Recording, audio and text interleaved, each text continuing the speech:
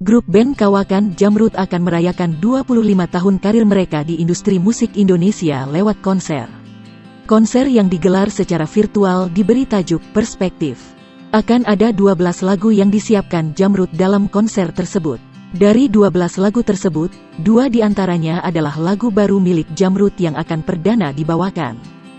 Jadi besok kita perform 12 lagu dan ada artis lain yang bawain lagu Jamrud, kata Krisyanto, vokalis band Jamrud dalam jumpa pers di kawasan TB Simatupang, Jakarta Selatan, Selasa, tanggal 23 November tahun 2021.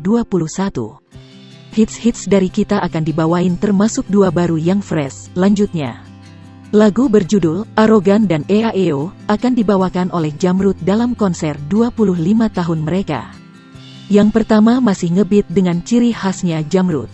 Yang kedua lebih kayak sing-along buat dinyanyiin di lapangan, kata Kris. Konser 25 tahun Jamrud Perspektif juga akan diramaikan oleh para musisi dari SRN Entertainment untuk membawakan lagu-lagu Jamrud. Evi Masamba dipercaya membawakan lagu Berakit-Rakit, diikuti oleh Unmesh dengan Pelangi di Matamu, dan Maaf oleh grup musik A2L. Tak hanya itu, Jamrud juga akan berkolaborasi dengan Stevie Item gitaris Dead Squad dalam lagu Waktuku Mandi dan Andin saksofon di lagu Kau dan Ibumu.